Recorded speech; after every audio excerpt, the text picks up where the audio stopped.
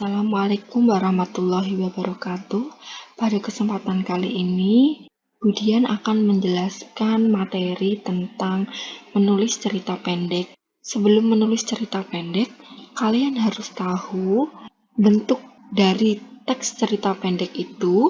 Kemudian kalian harus tahu tujuan pembelajaran, pengertian teks cerita pendek, kemudian mengetahui tentang unsur-unsur pembangun teks cerita pendek, mengetahui tentang struktur, kaidah kebahasaan, dan cara penulisan teks cerita pendek. Sebelum kita mulai materi tentang teks cerita pendek, Budian akan membacakan sebuah cuplikan teks cerita pendek berikut ini. Teks cerpen. Waktu itu, saat aku masih duduk di bangku SMP, aku mengerti tentang apa itu kejujuran.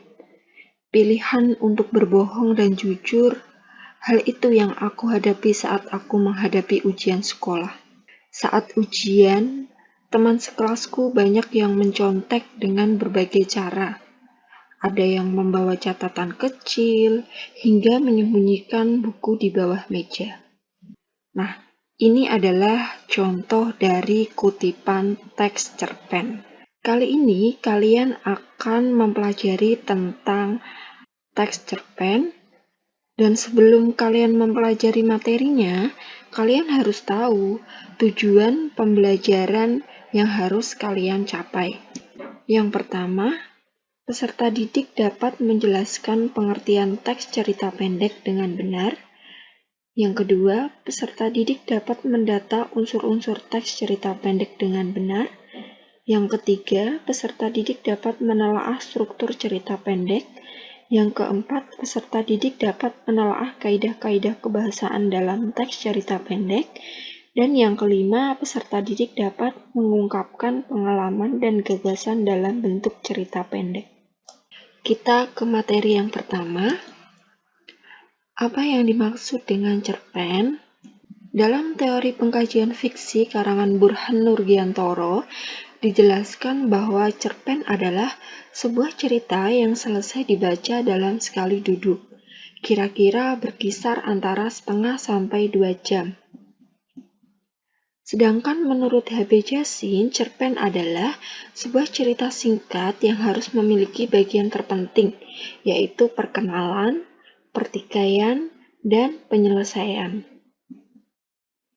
Kesimpulannya, cerpen adalah karangan naratif pendek yang mengisahkan suatu permasalahan yang dialami tokoh secara ringkas, mulai dari pengenalan sampai akhir dari permasalahan yang dialami tokoh-tokohnya, dengan jumlah kata tidak lebih dari 10.000 kata. Kemudian, kita ke ciri-ciri cerita pendek. Ciri yang pertama yaitu panjang karangan lebih kurang 10 halaman. Sedangkan ciri yang kedua, habis dibaca sekali duduk. Ciri yang ketiga, hanya ada satu peristiwa yang menguasai jalan cerita. Ciri yang keempat, terdapat konflik tetapi tidak menimbulkan perubahan nasib pelaku. Dan ciri yang kelima, perwatakan tokoh dilukiskan secara singkat. Unsur-unsur pembangun teks cerita pendek ada dua, yaitu unsur intrinsik dan unsur ekstrinsik. Unsur intrinsik berisi tentang tema, kemudian latar, kemudian tokoh atau penokohan, kemudian sudut pandang, alur, dan amanat. Sedangkan unsur ekstrinsik yaitu memiliki latar belakang pengarang, kemudian latar belakang masyarakat, dan nilai-nilai yang terkandung dalam cerpen. Berikut Budian jelaskan mengenai unsur-unsur intrinsik dan unsur ekstrinsik pembangun teks cerita pendek. Tema adalah pokok pikiran atau dasar cerita. Sedangkan tokoh atau penokohan Tokoh adalah orang yang melakukan perbuatan dan mengalami peristiwa dalam cerita itu. Sementara penokohan yaitu lebih mengacu pada pandangan, sifat, sikap, dan emosi yang dimiliki tokoh dalam cerita tersebut. Sedangkan latar adalah latar waktu, latar tempat, dan latar suasana. Sedangkan alur yaitu jalan cerita yang berupa rangkaian peristiwa dari awal sampai akhir cerita. Sudut pandang yaitu cara penulis menempatkan dirinya dalam sebuah cerita, sedangkan amanat yaitu pesan atau makna yang dapat diambil hikmahnya oleh siapapun yang membaca cerpen tersebut. Nah, ini ada cuplikan contoh cara menganalisis tema. Sebelum kita analisis, kalian harus tahu cara menentukan tema yaitu dengan cara membaca keseluruhan cerita dan memahaminya. Kalau perlu, bacalah berulang-ulang. Setelah itu, tentukan tokoh utama yang mengalami kejadian atau masalah, lalu tentukan masalah yang dihadapi tokoh utama tersebut. Nah, biasanya temanya berkaitan erat dengan permasalahan. Tokoh si Deo seekor burung nuri. Konflik atau masalahnya bermula ketika Deo si burung yang sombong itu sudah tidak memiliki kekuatan dan tidak berdaya ketika ingin dimakan oleh seekor elang. Deo yang sombong itu seringkali mengangkuhkan dirinya dan tidak memperdulikan teman-temannya yang sesama burung. Akan tetapi temannya Deo malah menolongnya ketika si Deo sudah tidak berdaya lagi. Tema apa yang terkandung dalam cuplikan teks tersebut? Ya, temanya yaitu si burung nuri atau disebut dengan Deo yang sombong. Nah, itu adalah tema dari cuplikan tersebut. Kita lanjutkan ke pembahasan tokoh atau penokohan. Tokoh adalah orang yang melakukan perbuatan dan mengalami peristiwa dalam cerita itu. Sementara penokohan yaitu lebih mengacu pada pandangan, sifat, sikap, dan emosi yang dimiliki tokoh dalam cerita tersebut. Ini ada cuplikan teks, yaitu tentang seekor burung nuri. Simak dan dengarkan baik-baik cuplikan contoh teks cerpen di bawah ini.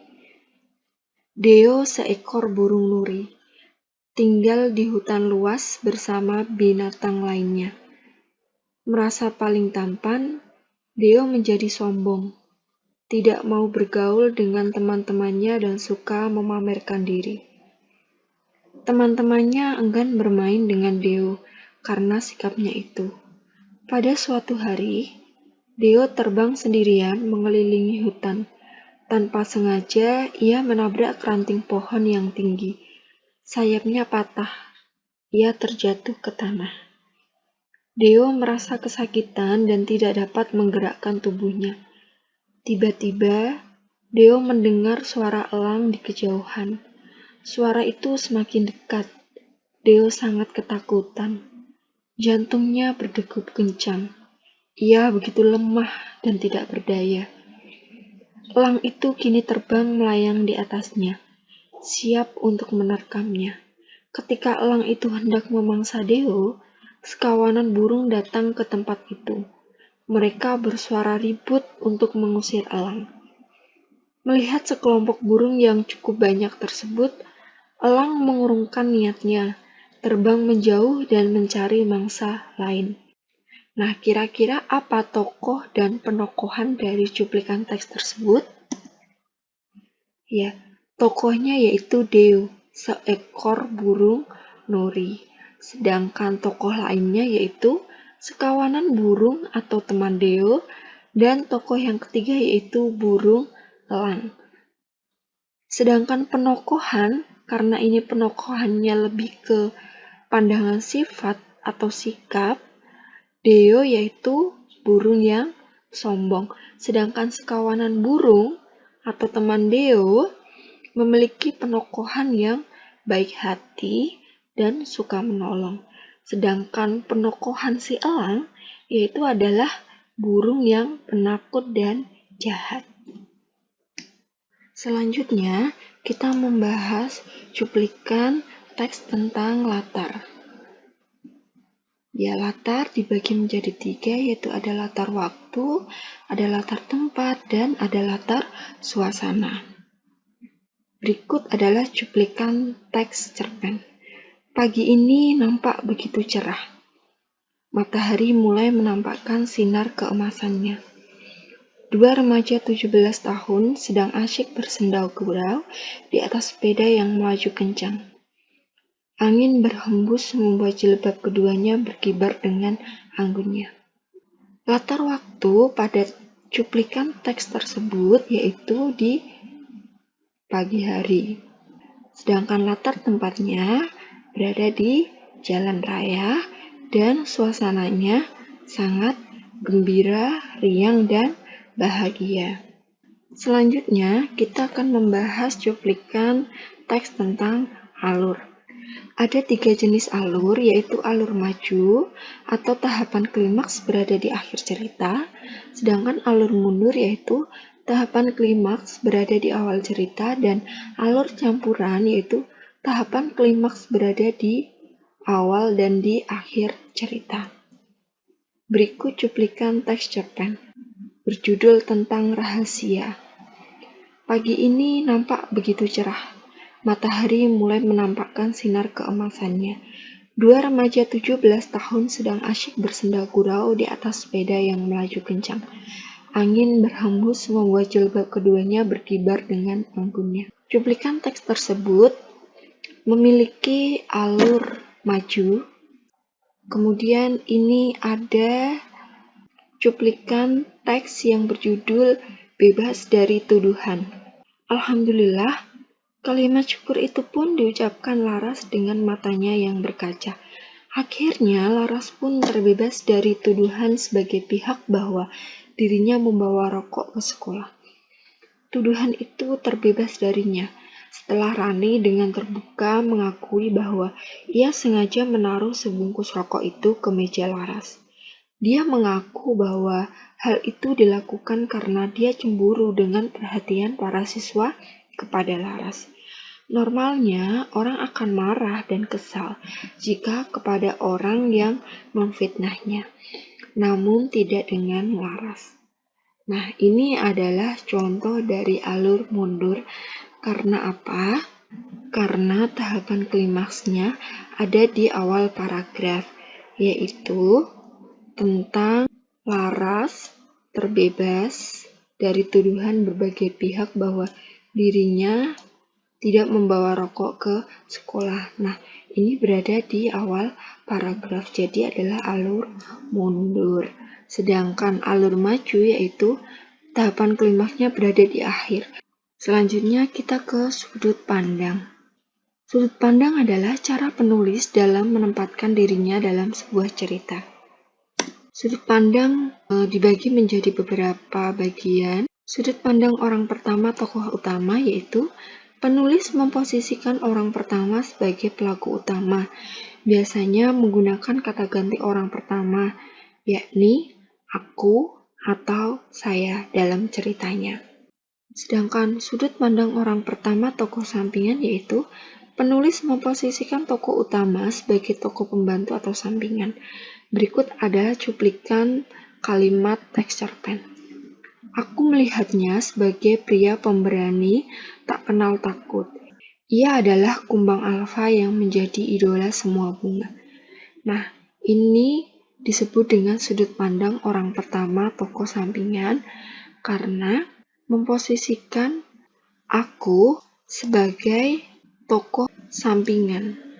Kemudian ada sudut pandang orang kedua yaitu menulis sebagai narator yang sedang berbicara kepada kata ganti kamu, kau, atau Anda. Nah, ini adalah cuplikan kalimat dari teks cerpen.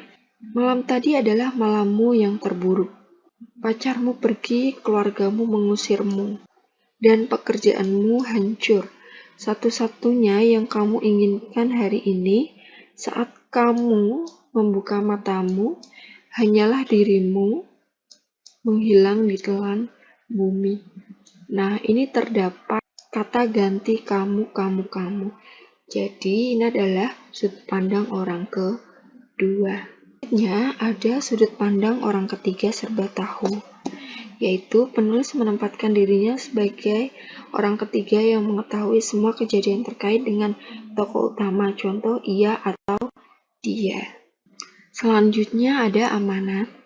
Amanat yaitu pesan atau makna yang terkandung dalam cerita.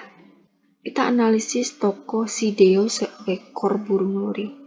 Konflik atau permasalahannya bermula ketika Deo si burung yang sombong itu sudah tidak memiliki kekuatan dan berdaya ketika ingin dimakan oleh seekor elang. Deo yang sombong itu seringkali menganggukkan dirinya dan tidak memperdulikan teman-temannya yang sesama burung. Akan tetapi temannya Deo malah menolongnya ketika si Deo sudah tidak berdaya lagi. Nah, amanat dari cuplikan teks tersebut yaitu kita tidak boleh sombong dan kita harus mau bergaul dan peduli dengan sesama karena sebagai makhluk sosial, manusia tidak bisa hidup sendiri, selalu memerlukan bantuan orang lain. Kenapa amanatnya tentang kesombongan? Karena di sini konflik atau masalahnya juga tentang kesombongan. Kemudian kita ke unsur intrinsik cerpen. Ada latar belakang pengarang, yaitu biografi pengarang atau riwayat hidup pengarang, kondisi psikologis atau keinginan motivasi dan aliran sastra pengarang atau gaya penulis. Jadi, unsur ekstrinsik pada latar belakang pengarang ini menceritakan tentang biografi pengarang atau riwayat hidup pengarang. Kemudian menceritakan tentang kondisi psikologis pengarang dan aliran sastra pengarang atau gaya penulisan. Kemudian ada latar belakang masyarakat, ini menceritakan tentang kondisi politik, kondisi sosial, dan kondisi ekonomi pada masyarakat tersebut. Kemudian ada nilai-nilai yang terkandung dalam cerpen, yaitu memuat nilai sosial, nilai moral, nilai budaya, dan nilai agama. Kemudian kita ke struktur cerpen, ada struktur orientasi yaitu bagian ini memperkenalkan setting cerita, baik waktu, tempat, dan peristiwa awal cerita. Selain itu, bagian ini juga memperkenalkan tokoh, adegan, dan hubungan antar tokoh. Sedangkan struktur cerpen tentang rangkaian peristiwa, bagian ini berisi kejadian-kejadian yang memiliki hubungan sebab akibat sehingga menjadi suatu rangkaian peristiwa.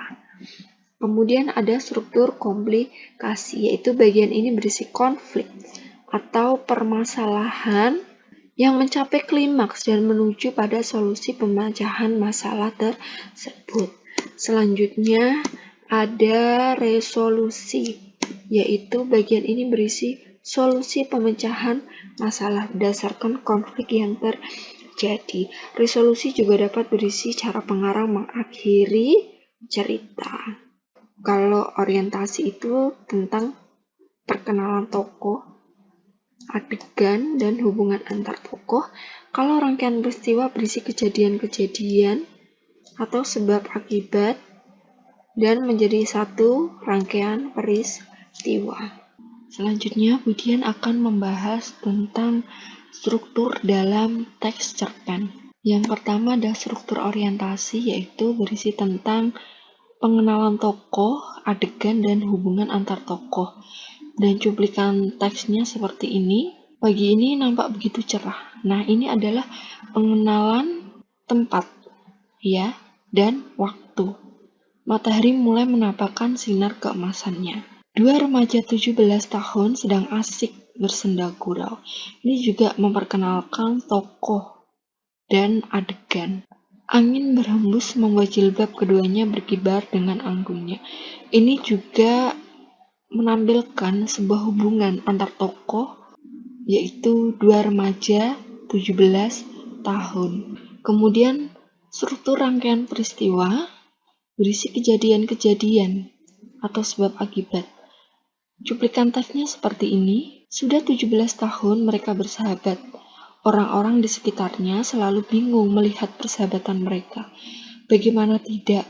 Ava yang sangat anggun, ramah, dan tidak banyak berbicara, bisa bersahabat dengan Putri yang urakan dan iseng pada teman-temannya. Pernah suatu hari, Putri membuat masalah besar di kelas. Lalu dengan tangannya Ava yang membereskan semuanya. Ava selalu menjadi malaikat penolong bagi Putri. Lalu, mengapa Ava mau bersahabat dengan Putri selama itu? Entahlah. Itu tetap menjadi sebuah pertanyaan besar untuk teman-temannya di sekolah. Ava, ayo cepat bereskan barang-barangmu. Ayo kita pulang, aku sudah lapar, teriak Putri di luar jendela kelasnya. Iya Putri, sebentar. Kebiasaan deh kamu agak sabaran kalau sudah jam pulang, jawab Ava seraya membereskan barang-barangnya. Nah, bagian ini berisi kejadian-kejadian yang memiliki hubungan sebab akibat sehingga menjadi suatu rangkaian peristiwa. Biasanya struktur rangkaian peristiwa berada di paragraf kedua dalam teks cerpen tersebut. Kemudian kita ke struktur komplikasi, yaitu berisi tentang konflik dan menuju pemecahan konflik. Siang itu sangat terik, para pengendara mobil dan motor rasanya sedang berbalapan di jalan raya. Debu jalanan menghalangi pandangan mata. Ava dan Putri menunggu bis di halte depan sekolahnya. Ava mengambil dompetnya di dalam tas untuk menyiapkan ongkos pulang. Namun tak sengaja selembar foto terjatuh dari dompetnya dan terbawa angin terbang ke jalan raya yang sedang ramai. Ava terkejut dan refleks berlari mengambil selembar foto tersebut. Brak! Terdengar suara tabrakan yang sangat keras. Ava terhiung bangkit di pinggir jalan. Orang-orang sudah mengerumuni jalan. Ava melihat bercak darah di kaca mobil yang berhenti tepat di sebelahnya. Dan Putri bersungkur tak berdaya di tengah jalan. Darah segar terus mengalir dan membuat jilbab putihnya berwarna merah. Nah, ini adalah cuplikan dari konflik yang menuju ke solusi pemecahan masalah. Kemudian struktur yang terakhir yaitu struktur resolusi, berisi tentang pemecahan masalah atau pengarang mengakhiri cerita. Nah, ini adalah cuplikan tentang struktur resolusi. Putri tertabrak mobil tepat setelah menarik Ava ke pinggir jalan. Ava pingsan saat itu juga. Putri tidak tahu Ava menyimpan rahasia besar darinya. Ini adalah sebuah akhir dari cerita tersebut sehingga dinamakan struktur resolusi. Kemudian kita ke kaidah kebahasaan cerpen, yaitu ada penggunaan uraian deskriptif, ada penggunaan dialog, ada penggunaan majas, penggunaan kata atau kalimat yang ekspresif, dan penggunaan kalimat retoris. Mari kita bahas satu persatu. Penggunaan uraian deskriptif yaitu digunakan dalam cerpen untuk menjelaskan secara rinci unsur-unsur pembangun sebuah cerita. Kalimat pada uraian deskriptif menggunakan kalimat tidak langsung. Contohnya seperti cuplikan teks di bawah ini. Pagi ini nampak begitu cerah. Matahari mulai menampakkan sinar keemasannya. Nah, ini adalah uraian deskriptif dari struktur orientasi. Kemudian ada penggunaan dialog. Dialog menggunakan kalimat langsung. Penggunaan dialog ini ditandai dengan tanda titik 2 dan diakhiri dengan tanda baca akhir. Tanda baca akhir tidak melulu tanda titik, bisa tanda seru, bisa juga tanda tanya. Nah, seperti cuplikan contoh teks tersebut. Ava, ayo cepat bereskan barang-barangmu. Nah, ini ada tanda seru dan ada tanda petik 2 di atas. Cuplikan teks ini adalah dialog. Kemudian kita ke penggunaan majas. Majas merupakan kata kiasan. Majas yang sering digunakan dalam cerpen diantaranya ada majas metafora, majas personifikasi, dan majas simile. Majas metafora yaitu majas yang melukiskan sesuatu dengan perbandingan langsung atau dasar sifat yang sama atau hampir sama. Contoh, Dewi Malam mulai menunjukkan pesonanya. Dewi Malam merupakan metafora dari bulan. Kemudian kita ke majas personifikasi, yaitu Majas yang mengumpamakan benda mati seolah-olah hidup seperti manusia. Contohnya, bisikan angin menuntunku dalam kekosongan. Angin digambarkan seolah-olah hidup seperti manusia yang bisa berbisik dan menuntun. Sedangkan majas simile yaitu majas perbandingan yang membandingkan dua hal yang secara hakiki berbeda, tetapi dianggap mengandung hal yang serupa. Penggunaan majas ini ditandai dengan penggunaan kata seperti bagai, laksana, dan lain-lain. Contohnya, wajah adik dan kakak itu bagai pinang dibelah dua. Nah, ini ada kata bagai yang menandakan bahwa ini adalah atau ini mengandung majas simile. Kemudian, kita ke penggunaan kata atau kalimat yang ekspresif. Penggunaan kata atau kalimat yang ekspresif bertujuan agar cerpen dapat disampaikan secara ekspresif, emotif, dan bermakna kuat. Penggunaan kata atau kalimat ekspresif tersebut berkaitan dengan pemilihan diksi yang tepat. Pemilihan kata dan kalimat yang tepat dapat menimbulkan ekspresi yang lebih kuat. Contohnya seperti kutipan teks cerpen berikut. Pelan-pelan Randy menaiki tangga bambu itu. Suaranya berderik-derik. Tangga itu juga bergoyang-goyang saat dinaiki Randy yang bertubuh besar itu. Tapi Randy tidak takut. Pelan-pelan Randy menaiki tangga bambu itu. Suaranya berderik-derik. Nah, ini memiliki kalimat yang ekspresif. Penggunaan kalimat retoris. Kalimat retoris adalah kalimat tanya yang tidak membutuhkan jawaban si pembaca. Penggunaan pertanyaan retoris ini hanya sebagai teknik untuk melibatkan pembaca. Contoh kalimatnya seperti ini. Pernahkah kamu tinggal di rumah apung sungai? Rumah apung yang kutinggali saat ini penuh dengan kisah. Kisah yang tidak mudah dilupakan begitu saja. Kalimat pernahkah kamu tinggal di rumah apung sungai adalah kalimat retoris atau kalimat tanya. Sedangkan jawaban dari si pembaca berada di kalimat selanjutnya, yaitu rumah apung yang kutinggali saat ini penuh dengan kisah. Kisah yang tidak mudah dilupakan begitu saja. Nah, itu tadi adalah kaidah kebahasaan dalam teks cerpen. Selanjutnya, setelah kalian tahu apa pengertian dari cerpen, kemudian unsur-unsur cerpen, kemudian struktur cerpen, kaidah kebahasaan dalam cerpen, di akhir pembelajaran ini, kalian harus bisa mengungkapkan pengalaman dan gagasan dari cerita pendek. Nah, langkah-langkah dalam mengungkapkan pengalaman dan gagasan cerita pendek kalian harus menentukan tema. Kemudian kalian harus menentukan alur, tokoh, dan latar. Kemudian kalian juga harus membuat kerangka karangan dari alur, tokoh, dan latar tersebut. Yang terakhir, kalian harus bisa mengembangkan kerangka karangan. Tidak hanya itu, setelah kalian menulis teks cerpen, kalian harus bisa menyunting aspek-aspek atau kesalahan apa saja yang ada dalam teks cerita pendek yang kalian buat itu. Aspek-aspek yang perlu disunting dalam teks cerita pendek diantaranya ada kesalahan tulis, ada ketepatan ejaan, ada pilihan kata, ada keefektifan kalimat, dan ada keterpaduan paragraf. Sekian pembelajaran tentang teks cerpen dari Budian. Semoga bermanfaat. Terima kasih. Jangan lupa mengikuti kelas-kelas Budian yang lain. Tetap semangat belajar dan tetap patuhi protokol kesehatan dimanapun kalian berada. Wassalamualaikum warahmatullahi wabarakatuh.